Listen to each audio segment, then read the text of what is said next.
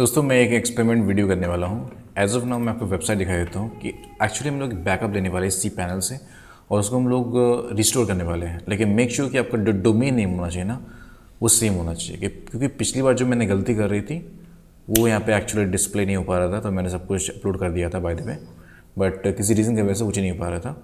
तो अभी मैं आपको चले चलता हूँ वेरियर प्लस। ये मेरा जो है डोमेन इस तरह का है और ये फ़िलहाल मेरा पेज अभी इस तरह का वर्क कर रहा है, ठीक है। और डोमेन आपका मेन होना चाहिए, डोमेन आपको एग्जैक्ट वही होना चाहिए। अगर आप दूसरे होस्टिंग में भी आप शिफ्ट कर रहे हो ना तो आपका डोमेन वही होना चाहिए। मेक श्योर कि आपका डोमेन पहले वहाँ पे लग जाए, उसके बाद ही आपका सब कुछ काम करेगा। तो डेटाबेस भी उसी नाम से आपको अपलोड करना पड़ेगा। मैं आपको दिखाता हूँ आप कैसे कर सकते हो। तो मैं चलता हूँ अभी होम पेज पे इसका। फिलहाल मैं पूरे वर्डप्रेस को बंद ही कर देता हूँ, मैं जाता हूँ सी पैनल में। ओके, तो सी पैनल में आ चुका हूँ और सी पैनल मेरा वही है।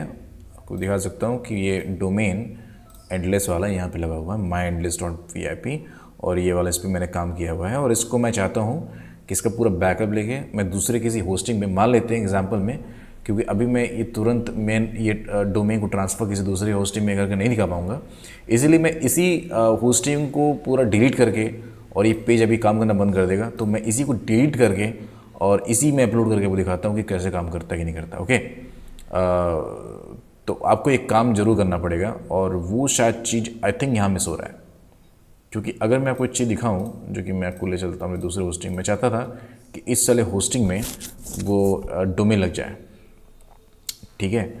तो एक बार ट्राई कर लेते हैं कि अगर डोमेन यहाँ पे लग पाता है तो बहुत अच्छी बात होगी। मैं डोमेन मैं चाह रहा हूँ कि पहले यहाँ पे लगा ही लूँ, उसके बाद मैं देखता हूँ कि ये काम करता है कि नहीं करता है।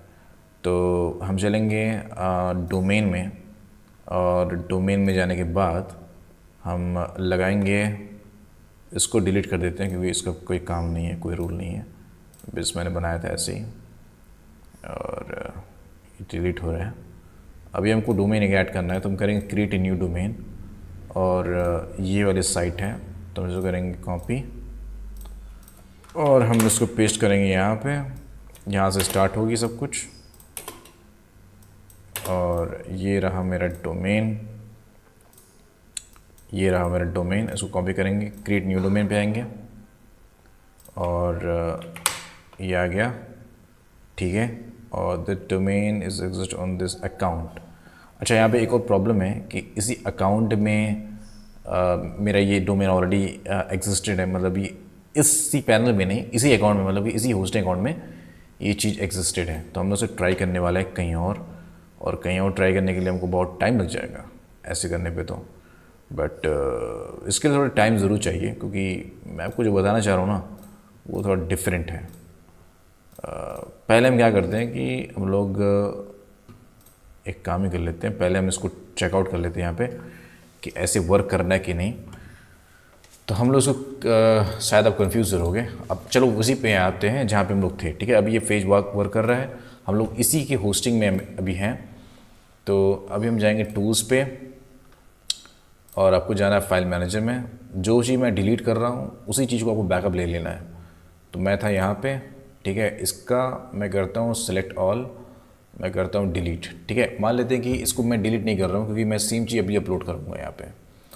तो अगर मैं इसका डेटाबेस बढ़ा दूँ, ठीक है, तो इसका मैं डेटाबेस जाके बढ़ा देता हूँ। तो उसके लिए आपको जाना पड़ेगा माई PHP माई एडमिन पे, और आप देख पा रहे हो कि यहाँ पे इसका एक डेटाबेस है जो कि है हब रिपो और ड्रॉप रिपो, और इसका जो बॉन्ड करके जो भी है ये यहाँ पे एक्चुअली इस डेटाबेस को हम यहाँ से एग्जिट आउट करने वाले हैं।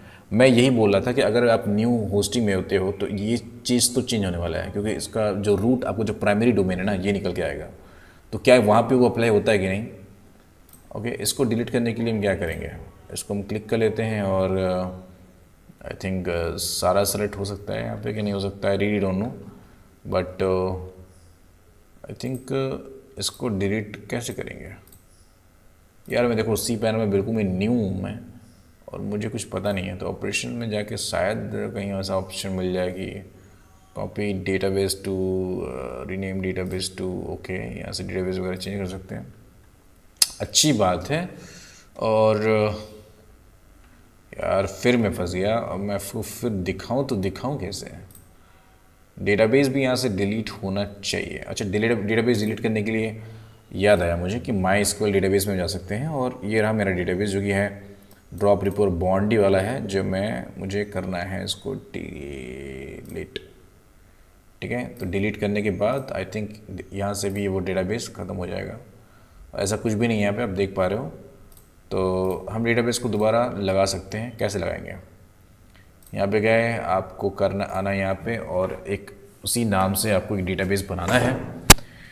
तो डेटाबेस जो है मेरे फाइल मैनेजर में वो है ड्रॉप रिपो, और यही डेटाबेस मैंने नाम। तो मेक श्योर कि जब भी आप डेटाबेस बनाओ तो आप उसी नाम से बनाओ, क्योंकि बड़ा काम आता है। देखो मैंने डेटाबेस बना लिया है, और वो डेटाबेस अभी आ चुका है यहाँ पे। कहाँ पे? यहाँ पे। ठीक है, अब इस पर हम करेंगे अपलोड इस डेटाबेस को। तो जो कर देंगे कैंसिल, अब करेंगे यहाँ पे रिफ्रेश, तो हमें हमारे पास यहाँ पे एक डेटाबेस आ जाएगा। यहाँ पे जाएंगे आप, तो हम करेंगे इंपोर्ट, और इंपोर्ट करने के बाद मैं करूँगा चूज़ फाइल, और ये आ गया। इसका जिप मैं उड़ा ही देता हूँ, किसी काम का नहीं है। चल निकल जिप फोल्डर, और फिर करेंगे इंपोर्ट। तो वो हमें एरर नहीं आएगा, क्योंकि एक एरर आता है जो मैं बहुत ही फेस कर रहा था, और अभी बिना किसी एरर के यहाँ पे आ चुका है, क्योंकि आपको सेम नाम से वहाँ पे डाल देना है, तभी वो वहाँ पे आएगा।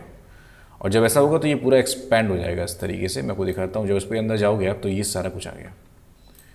तो अभी ये वेबसाइट भी वर्क करेगी, क्योंकि भाई मैंने सेम टू सेम यहाँ पे ला दिया है, और ये वेबसाइट वर्क करना स्टार्ट हो गया। मतलब ऐसा कुछ लग रहा है कुछ हुआ ही नहीं है यहाँ पे, बट हमें यही सेम चीज़ करना है नए डेटाबेस के साथ में। अगर हम नहीं कहीं नया जाते हैं, तो वहाँ पे हमारा वेबसाइट काम करता है या नहीं करता है, हमको वहाँ पे करना पड़ेगा।